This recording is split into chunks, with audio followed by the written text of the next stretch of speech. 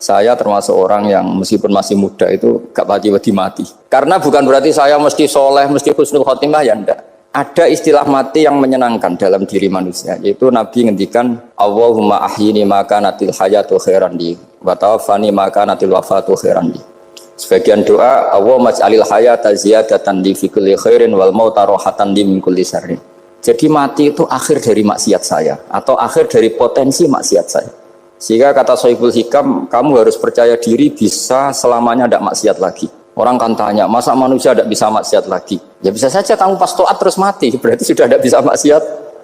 Jadi ulama itu melihat mati itu akhir dari segala maksiat atau potensi maksiat. Di sini hebatnya lagi-lagi GNU itu. Bohong fasik gendong kayak apa, kalau mati saya deh. Tombone menang kabeh, saya dia menang kabeh. Sesuai kiai ini saya nih pun buatan sakit maling, buatan sakit korupsi. Oh gede saya ini. Itu satu ilmu yang luar biasa. Meskipun ya tentu agak ngawur. Tapi itu bagus. Secara ilmu bagus. Karena al-maut adalah rohatun min kulli syarr. Lagi-lagi yang menyelamatkan itu illa aliman au muta'alliman. Proses belajar mengajar.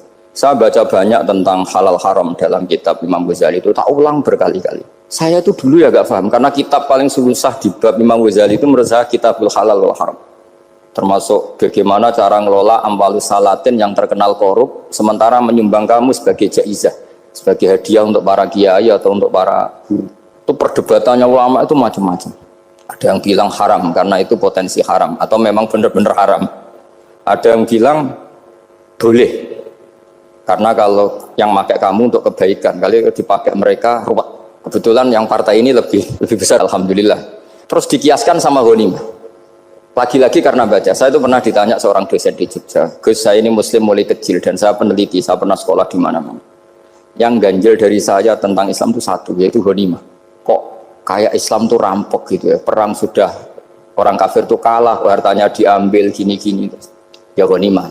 Terus saya memberi analogi, kalau ada garong ke kamu, bawa senpi, bawa pedang, terus kamu mengalahkan garong itu, alat-alat itu kamu kembalikan apa kamu sita? Ya saya sita, nanti dipakai garong lagi. Ya kira-kira seperti itu. Kalau dikembalikan ke orang kafir berarti menjadi kekuatan kekafiran lagi, dan itu harbi. Dia baru nerima. Lagi-lagi ini barokahnya baca. Makanya saya diminta sama sini, ya saya tentu faktor hormat karena bapak saya memang dulu ngaji sama Badullah. Mbah saya itu terkenal wali, yang bapaknya bapak. Itu kalau kesini nyifati Badullah satu. Nur disitu mondok gini itu enggak apa-apa. Pondok elek lah, kiaimu wali. Zaman itu bapak itu di kamar kursi ya masih ada kakinya. Saya dulu sering dijak ke sini sama bapak. Jadi mbah saya itu terkenal wali dulu. Jadi mbah saya itu tirakat terus sampai kapundhut itu poso terus. Kebetulan cucunya agak niru. Saya tidak niru itu karena itu Gus Zaki. Memang disuruh tidak niru. Kata mbah saya, kira usah tirakat, terus tak tirakati aku. Itu. Jadi saya, Mbah Mun juga gitu. Kowe haram tirakat, terus tak tirakati aku. Saya senang sekali. Tapi tua-tua kok mikir butuh. Nah, terus nirakati butuhku sopo. Jadi mulai jadi kiai betul Mas Latif, saya ini sudah mulai mikir butuh. Karena saya ini termasuk orang yang kecelok alim yang enggak banyak orang menghormati karena sudah diramal sama mbah-mbah. Di dulu mbah saya Mbah Nur Sam itu, kakak saya itu SMP SMA, kakak saya yang kedua juga SMP SMA. Mbah saya itu Mbah Nur Sam itu yang nganterkan bapak ketika mondok sini itu, yang ikrar karo Badullah wali Mbah Nur Sam, ahli tirakat, ahli puasa. Itu bilang Nur, anak sing iki aja pondok, aja sekolahno. Sumben sing ngalim ku anak sing iki. Ketika saya hampir tamat SD sama mbah saya Tuban, mbah saya Narukan juga disabdo begitu. Singkat cerita saya mondok sarang. Mondok sarang pertama langsung dikenal Mbah Mun, wong anak kiai jadi langsung dikenal. Didoni macam-macam terus dadi wong alim juga ada yang ngelem. Biasa aja untuk dongane sepuh-sepuh. Ya sebenarnya agak kecewa ya, saya inginnya kan dianggap prestasi gitu, ternyata dianggap doanya orang-orang sepuh. Ya, makanya kalau ini kita ya rodok ya syukurlah sama Bang Mutamakin sama semuanya karena tadi kenapa saya harus cerita ini. Quran sendiri mengakui bahwa orang soleh itu diantara aturannya adalah dzurriyyatam ba'duha min ba'd. Meskipun Allah bisa bikin orang soleh dari mana saja, tapi yang legitimit itu memang dzurriyyatam ba'duha min ba'd. Dan kata dzurriyyah itu tasmalu auladal inas, kata Ibnu Hajar al-Asqalani, memasukkan turunan yang dari ibu. Meskipun tentu secara wali nikah atau secara disiplin nasab dari ibu itu tidak ngefek. Tapi dari segi fa'innal irqad jassas, bahwa sistem tubuh kita itu tetap ada gen dari seorang apa? Ibu. Sehingga banyak ulama tafsir mengatakan dzurriyyah itu tasmalu auladal inas. Dzurriyyah itu memasukkan turunan dari apa? Ibu. Bapak saya itu nasabnya nasab wali, jadi babahnya itu suka tirakat, suka. Ibu itu nasab kiai. Jadi kalau bapak wiridan itu, kalau istiqomah itu disalahkan sama keluarga ibu. Istiqomah itu salah. Karena ijabu malam yajib, mewajibkan sesuatu yang tidak wajib. Itu masalah secara ilmiah. Mbak Mun itu sering kritik kalau ada pondok kok wajib puasa, wajib merawat itu sering kritik. Itu secara fikih bahaya. Ijabu malam yajib, mewajibkan sesuatu yang tidak wajib. Dan itu kriminal dalam bab fikih. Betul itu, sama cari di Sulam Taufik, babnya itu ngeri. Ijabu malam yajib itu tidak dihitung minal kabair, dicari sendiri itu di bab Sulam Taufik, tidak perlu saya sebut, itu parah betul malah cara menvonis Abdullah bin Husain bin Thohir di Sulam Taufik. Ijabu malam yajib. Tapi pondok-pondok yang tirakat tidak kurang dalih. Niki boten majibaken, ngelatih. Boten majibaken tapi napa? Nah, silsilah dari keluarga ibu itu suka ilmu. Sehingga Abdullah bin Mas'ud itu tiap hari itu mensweeping orang yang sering duha. Kalau ada orang duha istiqomah itu disweeping. Awas, harus seminggu sekali, nggak boleh tiap hari. Masa sholat fardu kamu saingi sholat duha? Nggak boleh, fardu tersaingi. Itu Abdullah bin masyhur, sampean cari di Al-Ghunyah itu. Sayyidah Aisyah kalau ada orang duha tiap hari dimarahin. Dan itu secara konstitusi ilmu benar, karena Nabi Qiyamul Lail Ramadan itu hanya 4 hari yang dipandu. Lainnya itu enggak. Khasyata ayyufradu alaihim, kalau dalam Sahih takut dianggap fardu. Akhirnya istiqomah itu masalah di keluarga saya yang dari ibu. Nah kebetulan kita ini suka ada istiqomah, akhirnya ya seperti ini. Tapi ini ilmu harus kita bicarakan. Tapi yang istiqomah, Bapak itu pengagum Badullah. Bapak itu suka sama istiqomah karena punya guru dulu Ki Zubaidi istiqomah, Badullah istiqomah. Tapi jangan kira Badullah itu hanya istiqomah. Saya punya sanad banyak, mungkin Gus Zaki lebih tahu. Sering saya diceritakan Bapak. Badullah itu anak ambek wong fase teman-teman itu rapati cocok. Senajan to majibno fase. Tak takoki iki ngopo. Engko nek ke fase darane wong awam untuk ganjaran. Mergo macane Quran gak fase. Padahal untuk ganjaran mergo seneng Quran. Jadi terus tak takoki bapak, niku saged damel syarat mboten? Ya ora kenek, pokoke ngono. Jadi gue ngekrori. Artinya beliau ndak ingin lah gara-gara kita terlalu pakem tajwid kemudian nganggap siapa saja baca Quran salah kemudian tidak dapat pahala. Bisa saja hamalahum ala ayaqraul Qur'an apa mahabbatuhum wa iskuhum wa kada wa kada. Jadi akhirnya saya jadi tahu. Oke, secara makhraj salah, tapi iseknya benar, mahabbahnya benar, brontonya benar. Jadi sebetulnya Badullah itu punya sekian makalah tentang ilmu. Hikam juga gitu. Nur nak cah santri ngaji ihya itu jauh oleh, tapi nak ngaji hikam mojo. Maksudnya beliau entah kalau setelah itu Badullah itu melarang siapa saja santri ngaji hikam itu dilarangnya ada kelas tertentu untuk boleh ngaji hikam. Nah kenapa saya cerita ini? Karena saya masih ingat betul di antara wasiatnya Mbah Mun itu.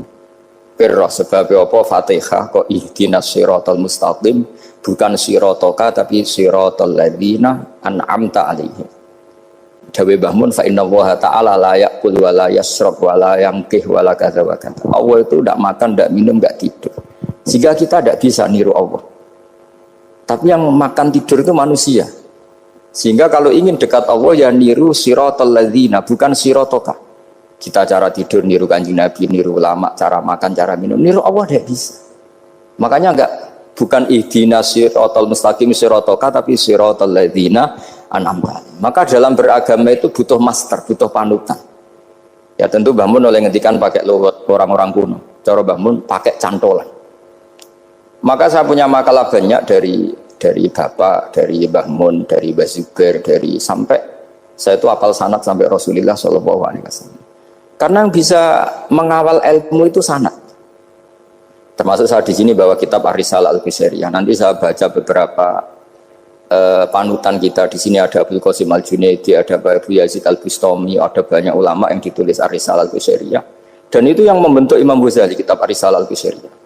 Tapi sekarang kita ini tidak belajar lagi tentang tasawuf. Tasawuf itu Abdul Qasim Al-Junaidi jadi wali itu bukan wiridannya terlalu banyak, enggak. Beliau pernah bikin satu kalimat yang menjadikan Allah itu ridho. Kalimatnya begini, kalau malam beliau wiridan gini, ya Allah, Kenapa engkau ngasih rezeki saya? Padahal engkau tidak butuh saya. Kalimatnya sederhana. Kalau seorang majikan ngasih servis sama karyawannya, memang butuh pekerjaannya. Orang tua ke anak butuh kasih sayangnya. Tapi engkau ini zat yang tidak butuh saya, tidak butuh kita. Ngapain ngasih? Jadi punya sisi betapa Allah itu luar biasa. Wong tidak butuh kok. Ngasih itu kan luar biasa. Jadi karena mensifati seperti itu Allah itu ridho. Itu luar biasa. Normalnya orang memberi itu kan, apalagi orang memberi kiai itu kacau sekali. 1.000 jaluk swarga. Salam template 1 juta wae jaluk apa? Swarga itu parah lagi. Nanti kalau enggak masuk surga diundat-undat. Itu ngeri lagi itu 1 juta minta apa? Surga. Sayyidina Ali itu diantara sebabnya beliau dekat Allah itu karena muamalahnya sama Allah itu benar. Di antara muamalah itu yang diriwayatkan di kitab Ar-Risalah itu syariah adalah masyhur itu. Kafani izzan antakuna li rabban wa kafani fakhran an aku nalaka abdan. Tiap malam ya beritanya itu. Ya Allah, saya sungguh sangat mulia karena engkau yang jadi Tuhan. Coba kalau saya dituhani manusia yang mati atau dituhani siapa yang mati juga. Wa kafani fakhran an aku nalaka abdan. Saya ini bangga sekali karena jadi budak, jadi hamba zat yang tidak mati. Jadi pakem-pakem yang menjadi masyrab kalau dalam bahasa tasawuf itu yang menjadikan wali. Sehingga yang dikatakan ibadah itu apa? Ma'rifatullah. Mengenali Allah secara benar. Jadi jangan kira wali-wali dulu terus terlalu istiqomah, ada juga. Mereka punya pakem yang menjadikan Allah itu ridho. Saya beri contoh nih, di sini banyak makalah, nanti saya beberapa baca tabarruk. Banyak riwayat dari orang-orang sufi. Nabi Ibrahim itu pernah ketemu orang Majusi. Beliau terkenal sakhok, terkenal sakhiyah. Ketika ketemu orang Majusi, ya Ibrahim, saya ini sehari saja ngasih makan saya. Kamu kan tukang ngasih makan orang. Terus, ya tapi bisyarti antus lima, kamu harus Islam. Fikihnya Nabi Ibrahim adalah kalau saya menolong dia berarti nolong orang kafir. Setelah orang itu lewat berlalu karena Nabi Ibrahim gak mau hormat, Allah memberi wahyu ke Nabi Ibrahim. Kenapa ya Ibrahim tidak kamu terima 1 hari, kamu kasih makan 1 hari? Ya karena dia Majusi. Kata Allah, dia umurnya berapa? 60 tahun. Tanyakan, pernah kelaparan kan hanya hari ini? Iya ya Allah. 60 tahun dia kafir tak kasih makan. Minta kamu sehari aja kok gak boleh. Akhirnya Nabi Ibrahim dipanggil orang Majusi, dikejar dipanggil. Ayo tak kasih makan 1 hari. Kok kamu sekarang jadi baik? Habis ditegur Tuhan. Terus kata, ahakada yu'amiluni. Apa seperti itu Tuhanmu memu'alamalai saya? Ya na'am. Akhirnya Islam orang Majusi. Jadi itu lagi-lagi ilmu. Jadi yang dikatakan ilmu itu satu teori atau kalimah atau apa saja yang menjadikan kita ini pakem. Meskipun pakem itu kadang sulit diterima orang-orang khusyuk. Orang khusyuk itu ya nyun sewu ada sisi nakalnya, makanya Mbah Mun sering kayak jargon masyhur, zada khusyuan, zada jahlan, tambah khusyuk tambah bodoh. Bukan bodoh dengan makna salah itu enggak, memang kadang terus anti ilmu. Misalnya gini, ini contoh yang karena saya ini mengkhidmati ilmu, saya beri contoh yang urusan ilmu. Ada orang sujud diinjak orang fasik, kepalanya diinjak orang fasik. Terus si orang yang sujud tadi ini ada di Sahih Muslim, juga ada di Ihya. Wallahi la yaghfirullahu laka, pakai sumpah, wallahi la yaghfirullahu laka. Allah langsung mewahyukan ke Nabi fi hadzal zaman, fi tilkaz zaman atau fi dzalikaz zaman. Man dzalladzi yata'alla alayya alla aghfira li fulan qad ghafartu lahu wa ahbattu amalak. Katakan ke orang itu, siapa yang mencatut nama saya yang hanya berstatus tidak memaafkan. Itu enggak fair. Saya ini Tuhan kok bisa yaghfir, bisa yu'adzib. Kok sifat saya tinggal 1 yu'adzib, itu gimana? Dicatut separuh itu Allah tidak terima. Tapi kalau kita baca Quran, saya ini sama orang fasik ya benci. Saya ini orang soleh, setidaknya pura-pura soleh lah. Karena di depan para kiai. Tapi mau tidak mau. Ketika Allah mensifati dirinya tentang orang munafik gimana? Wa yu'adzibal munafiqina in sya'a au jatuh. Itu cocok tidak cocok, potensi memberi tobat itu ada. Meskipun sama kalau orang munafik, tapi ya tetap bacanya wa yu'adzibal munafiqina ya in sya'a au jatuh. Rasulullah kayak apa bencinya dengan Wahsy karena qatilu Hamzah. Tapi Nabi tunduk sama konstitusi Quran. Laisa laka minal amri syai'un aw yatuba alaihim aw yu'adzibahum. Akhirnya Allah malah memberi tobat sama qatilu Hamzah yaitu Wahsy. Ini pentingnya baca lagi. Kalau kita tidak baca hanya khusyuk saja. tidak baca. Pasti sama orang yang menginjak orang sujud tadi, yang nginjek pasti salah, nggak dimaafkan. Bongso pasti. Pertanyaannya adalah, betulkah Allah punya sifat satu, yaitu yu'adzib? Makanya kalau kita baca, misalnya baca Quran, walillahi mulkus samawati wal ard, ya sudah, yaghfiru liman yasha wa yu'adzibu man yasha. Kalau nuruti rasa kita, ya inginnya ke kita, yaghfir, ke orang lain yu'adzib. Tapi Tuhan kan nggak terima, saya ini Tuhan kok didikte makhluk saya ini gimana? Nggak bisa. Sehingga ya ini lagi-lagi ilmu. Makanya saya cocok itu suka baca. Saya suka sekali baca, mulai ulama dulu, ulama modern, setengah dulu. Mulai ulama yang kedunian sampai setengah kedunian. Suka. Saya dulu tuh gak suka uang. Karena saya memang tadi, mbah saya dari bapak itu wali mas tadi. Mulai Mbah Soleh itu suka bully mertuanya, jadi saya alhamdulillah dia jujur. Mbah Soleh itu menantunya Raden Asnawi, itu ya bully-bulian sama ini, terus ditiru beliau ini. Itu gak suka sebenarnya. Saya itu ya pokoknya tadi kalau orang daftar wali itu kan gak suka sama, karena mereka nangis ketika Allah ngendikan wa aqridu wa, atau ayat-ayat anfiku, atau orang baik disifati wa aqridu wa qardan hasanah.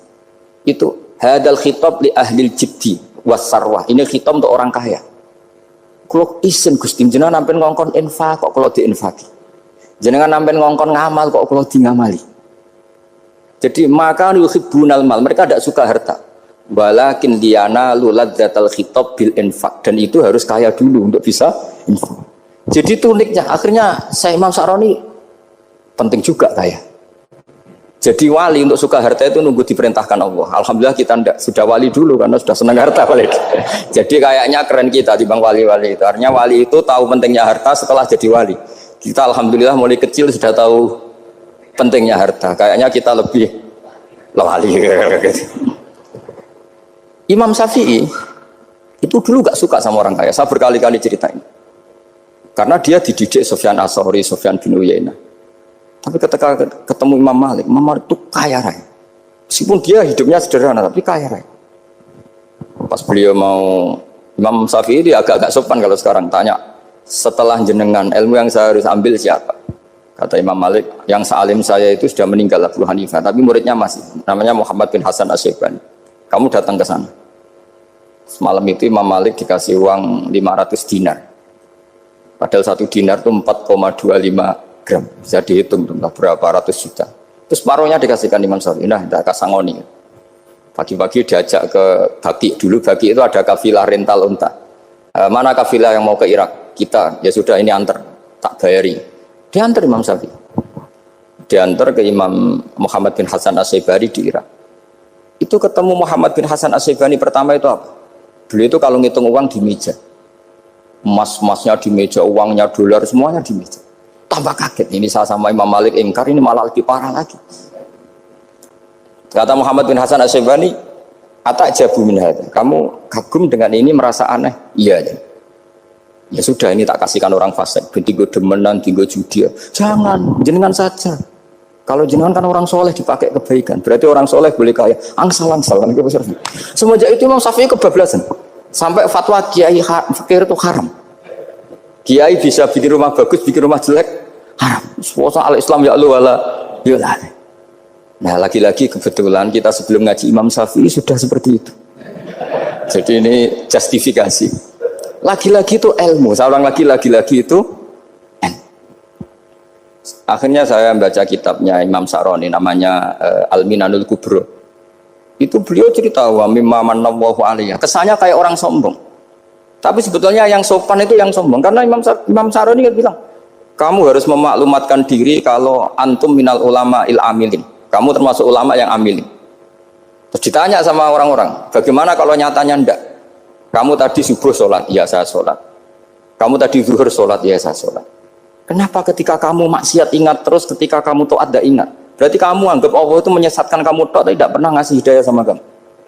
Pas delok rondo ning dalan kok maksiat, bar salat ora tau syukur, bar dhuwur ora tau syukur, bar rasa. Berarti kan nyifati Allah, hari ini Allah ngasih saya maksiat.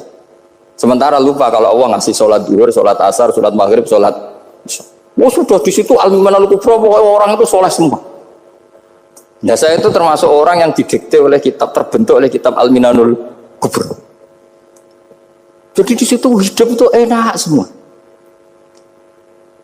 Makanya saya itu masih ingat dialeknya dua orang alim. Nggak perlu saya sebut, ini agak sensitif karena ceritanya itu ada anaknya kiai mau nyalek. Karena dia anaknya kiai tanya, Mbah, dalilnya nopo nanti yang kepengen jadi jabatan, mencari jabatan itu sah. Kalau yang jawab tak sebut gak apa-apa namanya. Jawabnya Mbah Mun, oleh gak apa-apa. Nabi Yusuf juga ada jabatan. Terus beliau baca qalat alni ala khuzainil ardi inni khafifun alim. Nabi Yusuf juga ada jabatan ya Rabb. Didebat sama orang alim.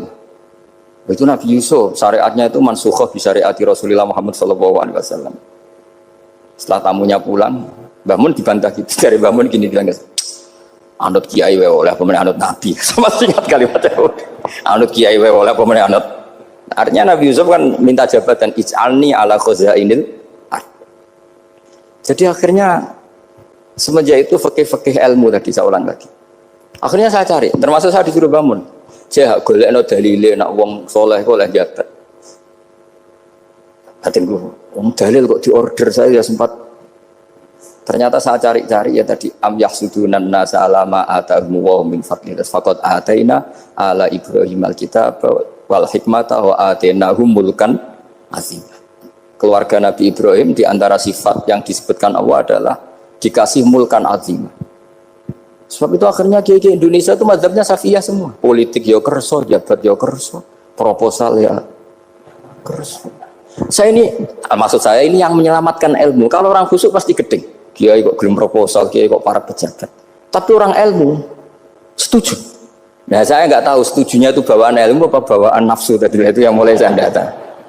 Nah kalau saya kan bawaan ilmu, saya baca. Jadi saya 22 hari itu kalau habis subuh ke rumah sakit, tapi kalau asar pulang ngajar. Ya begitu terus. Karena mbah-mbah saya itu sukanya ilmu, Masya Allah. Karena ilmu itu penting. Apapun pakemnya para wali itu kalau diingatkan secara ilmu itu terus kayak runtuh. Saya berkali-kali mencontohkan. Dan itu valid, data itu valid. Sufyan bin Uyainah itu orangnya khusyuknya Masya Allah. Gurunya Imam Syafi'i, gurunya Imam Malik. Itu beliau menceritakan dalam kitab Khilyatul Auliya. Nabi Isa itu senengannya itu ceria sekali. Nabi Yahya itu senengannya bersengut, abusan, suka kayak takut akhirat, takut penyakit. Tapi bukan takut corona, enggak ya jelas kan. Saya akhir-akhir ini fatwa, sekarang jangan baca Uwais Al-Qarani, tapi Al-Qarni. Meskipun saya tahu ada yang baca Qarani di kitab-kitab, ada yang baca Qarni. Tapi sekarang wajib dibaca Al-Qarni sementara. Sekali dibaca Al-Qarani itu nisbatun ilah. Iya, jadi makanya ini untuk sementara dibaca, ngikuti yang baca Uwais Al-Qarni. Meskipun di sarah-sarah apa bi fathir ra wakila bi sukun, ya sudahlah sekarang harus ijma dulu Al-Qarni ya, karena kalau Al-Qarani itu akhirnya Nabi Isa ditegur sama Nabi Yahya. Mali aroka dohikan ka'annaka ta'manu min makrillah. Saya melihat kamu kok suka tertawa, seakan-akan kamu merasa aman tidak kena azabnya Allah. Nabi Isa akhirnya balas tanya, Mali aroka abisan ka'annaka tai'asu min rahmatillah taknatu min rahmatillah. Kowe mbesengut wae koyo dunia orang rahmat, anane corona tok. Padahal ya ono mangan, ono guyon, ono nikmat. Dan itu figur besar, akhirnya kita tahu. Dan saya sering cerita juga, setiap dakwah itu Nabi Isa nyari syirarun nas, Nabi Yahya cari khiyarun nas. Tentu alasan Nabi Yahya gampang, berteman orang baik itu baik lah, nyaman, terus akibatnya juga baik. Nabi Yahya enggak. Dimada tanzilu ala syirarin nas. Kenapa kamu singgahnya ke orang-orang yang buruk? Ana tabibun udawil marto. Saya ini dokter, tentu menyembuhkan yang sakit. Akhirnya terus di Indonesia banyak kiai yang kancanan orang fasik ya banyak. Tapi ya tentu yang benar itu yang mensolehkan yang fasik. Yang mesti salah yang menjadi fasik karena ketularan yang. Tapi itu lagi-lagi apa? Ilmu yang bisa menjadikan kita percaya itu ilmu. Saya tuh suka sekali baca kitab yang berbeda. Saya sekarang baru belajar kitab orang-orang Hanafi, orang-orang Maliki. Saya kemarin dikirimin hadiah oleh keluarga Pak Kures, ada tanda tangannya Pak Kures dari Habib Ali, dari keluarga beliau. Ciri kitab namanya itu Sarah Bukhari, yang dikarang orang India, orang modern, Anwar ya, Kiai Anwar Shah, orang-orang India ya orang sekarang. Itu beliau termasuk mujaddid kalau dalam perasaannya orang India. Mensarai Bukhari ya, kira-kira sanadnya Sayyid Muhammad ke beliau itu 3 atau 4.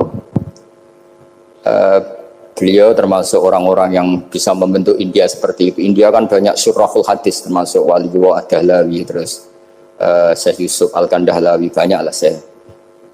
Itu beliau cerita di kitab-kitab itu bahwa ilmu itu harus diungkapkan. Terus beliau cerita banyak tentang kewalian. Sampai dalam cerita kewalian itu unik. Dan terus kayak jadi wali itu gampang sekali. Ya diantaranya itu wali itu mau modal rasido. Sab'atun yuzilluhum wa fi dhillihi wa maladilla illa dhilluh. Itu diantaranya itu wa rajulun da'athu imra'atun datu jamalin wa mansibin faqala inni akhafu. Mau modal gak sido. Wis dijak wong ayu menarik muni ra gelem. Modal ra gelem iku iso dadi wali. Iku yuzilluhum wa fi dhillihi wa maladilla. Ya. Nah, masalah kita ora digelemi lah itu masalah. Itu sangat. Jadi gampang sekali dalam kitab Al-Minanul Kubra. Dan kalau baca itu enak. Misalnya gini. Tentu masa lalu kita yang buruk itu tidak diceritakan orang lain. Dan itu kadang karena gengsi. Tapi kalau melihat hadisnya Nabi itu gampang sekali. Kullu ummati mu'afan ilal mujahirin. Umatku semua itu dimaafkan kecuali yang memperlihatkan salahnya dosanya. Jadi nggak boleh kalau sampean sekolah nggak naik kelas cerita anaknya. Kalau saat dulu nggak naik kelas, kalau punya utang koperasi nggak pernah bayar, nggak boleh cerita seperti itu. Kalau ditanya, bapak dulu pinter nggak? Oh pinter sekali. Harus bilang gitu, pinter sekali. Pernah ranking sekali, sudah nggak apa-apa itu. Meskipun dengan makna yang lugawi ya. Saya dulu iskal. Kan nyun sewu saya ini sering diparani orang yang mau tobat. Cerita gue saya dulu sering main perempuan, sering mabuk, tapi sekarang saya mau tobat gini-gini. Karena ini orang awam, tak terima. Tapi saya bilang gini, kamu jangan cerita ke anak kamu. Terus dia cerita, tapi kan saya harus jujur. Karena ilmunya dia baru terlalu jujur itu penting gitu. Terus pokoknya menurut kula ora oleh cerita, pokoknya ora oleh cerita. Ya guys, oke nurut. Setelah itu saya nyari-nyari sarah, termasuk kitab itu. Kok bisa orang yang tidak mujahirin, orang yang menutupi salahnya malah dimaafkan, yang cerita jujur pernah salah malah tidak. Sangat bener. Misalnya seorang bapak cerita, cuma mau disini nak pacaran tak ambung. Misalnya, anaknya mesti suatu saat kan dia puber, mesti nak ngambung niru bapak ya. Nah kalau yang cerita itu ribuan atau jutaan, cuma zaman yang pondok itu rezekiku kombodoni, kan terus jadi syariatun mutabah. Apalagi yang cerita ini ternyata jadi kiai, ternyata gitu ya tetap jadi kiai. Jadi kalau pura-pura soleh di rumah, pura-pura soleh, seakan-akan di pondok tidak pernah kodok, tidak pernah setor meluntir, tidak pernah apa kan? Katanya, lalu lucunya, oke itu alasan. Alasannya Imam Ghazali itu paling masuk akal. Ini saya cerita, illa aliman barokahnya baca Imam Ghazali. Fa inna Allaha ta'ala yakrohu zuhurul ma'asi. Wa min asbabi zuhur adalah al-mujahar. Karena Allah itu gak suka maksiat itu begitu kelihatan. Dan awal dari kelihatannya maksiat adalah semua orang cerita. Akhirnya maksiat dianggap biasa saja. Jadi kalau semua orang cerita zaman mondok nakal itu artinya semua orang yang nakal. Oh itu niru kiai ini karena ini niru kiai. Kan repot. Tapi kalau semua kiai sok suci atau suci betul, dan semoga ya suci betul, kan yang mau maksiat ini nggak punya alasan karena masternya tidak pernah maksiat. Meskipun sebagian yang sultan nggak pernah konangan, nggak tahu pokoknya yang penting seperti itu. Itu hebatnya konsepnya. Saya dulu ya eskal loh. Kok? Ya tadi kullu ummati mu'afan illal mujahirin. Saya dulu seeskal. Tapi setelah baca Ihya kata Imam Ghazali, karena Allah itu enggak suka zuhurul ma'asi. Allah enggak suka kalau maksiat terlalu muncul. Dan termasuk sebabnya muncul adalah setiap orang jujur menceritakan masa lalunya. Sebab itu kita sebagai orang Islam yang entahlah istilahnya apa. Kalau istilahnya Mas Najib Islam Nusantara atau moderat macam-macam lah. Saya termasuk orang yang sebetulnya ingin gak setuju, bukan karena menentang. Nanti ngapalkan firqahnya kebanyakan. 72 aja ngapalkan banyak ditambahi Islam Nusantara, Islam moderat, Islam garis. Apa lagi itu? Oh garis lurus. Ada yang lagi lucu. Ya macam. Tapi setelah saya ulang lagi, setelah baca banyak, itu akhirnya menjadi tahu. Karena apa ya? Fitrah salimah kita. Misalnya gini, ada cerita di kitab-kitab. Nabi Musa pernah istisqa nggak mandi. Kan nggak terima, dia seorang nabi kok istisqa nggak mandi. Saya ini kali muka ya Allah, kenapa doa saya nggak mandi? Terus kata Nabi, kata Allah, inna fihim namaman, di antara yang berdoa sama kamu yang istighosa kubro itu ada yang namaman, tukang adu-adu. Nabi Musa ngajarin Tuhan, ya Allah kan gampang, kasih tahu dia siapa tak usir supaya tidak ikut istighosa, akan selesai. Terus dari pengiran lucu, saya ini Tuhan, anha anin namimah, saya ini Tuhan yang mengharamkan namimah, maka saya tidak akan nama. Anha anin namimah wa akunu namaman, saya ini mengharamkan adu-adu kok terus dudono sing kan, ya sudah Gusti kalau gitu. Lalu solusinya gimana ini? Nanti solusinya gimana Tuhan? Ya sudah kamu nyari hamba saya yang namanya ini. Cari sama Nabi Musa. Ketemu orang namanya hitam. Makanya saya sama Mas Nadim itu sungkan karena di antara wali itu ada yang hitam. Oh hitam terus nggak apa-apa ini biar impas, biar saya sampean bisa jadi wali karena madlum. Itu ketemu. Setelah ketemu sama-sama nur. Anta bareh, ya saya bareh. Terus anta Musa, ya saya Musa. Kenapa kamu tahu? Dikasih tahu Allah. Ini karena sama satu nabi, satu wali. Terus saya ini mau istisqa gak mandi, tapi sama Allah disuruh minta doa sama kamu. Itu doanya tuh ngawur sekali, bukan sekedar ngawur sekali. Ya Allah, apa engkau sudah tidak punya stok air sehingga tidak ada hujan? Gitu. Apa angin-angin sudah tidak nurut sama jenengan sehingga tidak bisa menghalau awan untuk menurunkan hujan? Fakah ada Musa ajab tisaw, itu di semua kitab. Musa hampir saja jotos, dianggap doa yang enggak sopan. Tapi kata Allah, la tadribhu ya Musa fa innahu adhakani fil yaumi salasa marrat. Dia bisa bikin senyum saya sampai 3 kali. Lu soal mereka maksiatuhum la tadurruka. Maksiat mereka itu tidak ngefek ke engkau kok jenengan pertimbangkan. Maksiatuhum la tadurruka. Akhirnya langsung hujan. Jadi kadang doa itu ada yang ngawur. Maksiatuhum, makanya saya itu kadang berani berdoa Indonesia aman. Secara fikih ya kadang kok nak gak ono apa-apa sing maksiat meneh. Kadang ya mikir. Ya nak sing taat meneh, tapi kok nak ono apa-apa sing maksiat ya maksiat meneh. Saya pernah ketika Jogja sering gempa itu pernah mau berdoa. Ya Allah semoga bebas dari gempa, tapi terus saya mikir. Memang kalau nggak ada gempa ya yang sholat aman, tapi yang maksiat juga daripada menggurui Allah sudahlah, tidak berani berdoa saya sudah Gusti ini dunia ini jangan pun terserah jenengan. Tapi saya sebagai orang Muslim sing apian kan ya kepengen arham linnas. Boleh dalil lu kangelan, tapi gara-gara baca kibarek tadi maksiatuhum la tadurruka. Maksiat mereka itu tidak bahaya bagi kita. Pun Gusti ra usah kakean pertimbangan pun udan mawon. Udan langsung. Lagi-lagi karena baca. Termasuk di Al-Minanul Kubra itu ada cerita tentang Nabi Isa. Cerita itu tidak hoax, ini kata Imam Sa'roni. Ada orang itu perajin sepatu, perajin sandal. Ya Allah, engkau itu bilang butuh sandal ukuran berapa, nanti tak bikinkan. Engkau bilang kendaraan kamu apa, nanti saya yang fasilitasi ada ini. Pakaiannya kalau dames. Apa, pokoknya saya ingin khidmah sama jenengan. Terus Nabi Isa yang terkenal baik itu ya faham mabibat sih hampir saja dibukut. Terus kata Allah jangan Isa, dia muji saya sesuai yang dia ketahui. Lagi-lagi baca. Jadi tidak bisa kita mengadili orang lain ini kalimat ini tasbihu wa bil khalqi itu tidak bisa, tidak segampang itu. Kecuali yang ngomong orang-orang Mu'tazilah atau orang-orang Khawarij mungkin kita lawan karena berdasar ilmu. Kena wong lugu rusak. Karena orang lugu itu gimana ya? Seperti Ahmad ditanya, kamu mukminah? Terus dites sama Nabi, aina Allah fa asyarat ila sama. Allah di langit. Coba kalau kamu tauhidkan, Allah la yakhullu fi makanin. Berarti kan masalah itu karena Allah laisa kamitslihi. Saya juga pernah diprotes kiai, kenapa ada istilah senyum, istilah susah. Padahal Allah enggak pernah susah. Tak tanya kiai itu. Saya kan sering bilang Allah susah, Allah apa. Gus, kok gitu? Padahal Allah kan enggak pernah. Tak tanya, kamu hafal Quran? Enggak. Ya sudah, baca aja ayat falamma asafunan taqamna minhu. Itu doire asafa itu kan asifa ya safu asafan. Diikutkan wazan afala berarti asafa yusifu. Berarti kayak dengan ata lah. Ya ata ya'ti itianan, kalau ingin wazan afala kan ata yu'ti ita, sama dengan falamma asafu mongko sumangsani gawe susah sapa Fir'aun wa kaumu Nak ingsun. Fir'aun mari ribet, mari aku susah. Aku pengiran jadi tandingi. Intakomna minhum kataku.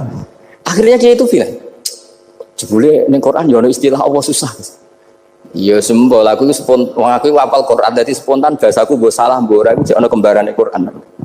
Sampeyan masih khusuk ora hafal Quran akhirnya yo ngene iki kata saya. Akhirnya jebule ilmu iku penting wis suwe nek ilmu iku penting kata saya. Jadi ini lagi-lagi illa aliman au muta. Jadi saya tuh dapat barokahnya ilmu. Saya sebagai manusia ya takut mati, tapi tadi kalau kadang-kadang melihat mati itu rohah min kulli syarrin. Kita ini meskipun nyun sewu sekarang tidak zina, tidak korupsi, potensi itu tetap ada. Dan yang bisa mengakhiri potensi itu apa coba? Al-maut. Sehingga Nabi ngajarkan kita itu gampang sekali dalam beragama.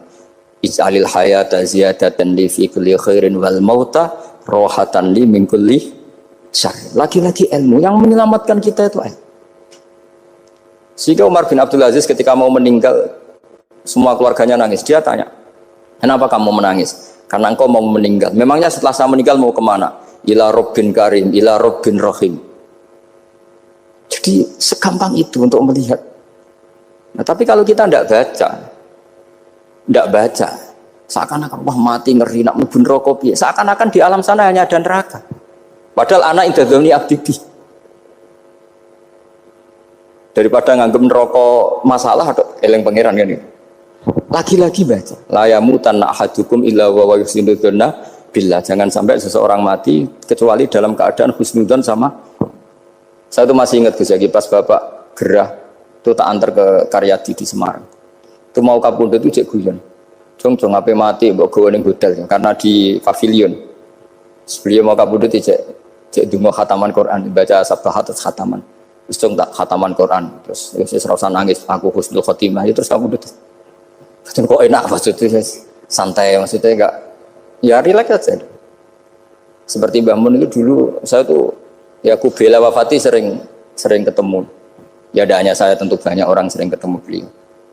Jawabnya Mbah Mun, Cung, aku nak mati Selasa berarti aku wong alim, nak mati Jumat berarti aku wali, kok penak kabeh berarti. Saya sebenarnya ingin tanya, nak setu bah tahat nih, tapi kok potongannya orang pantas itu.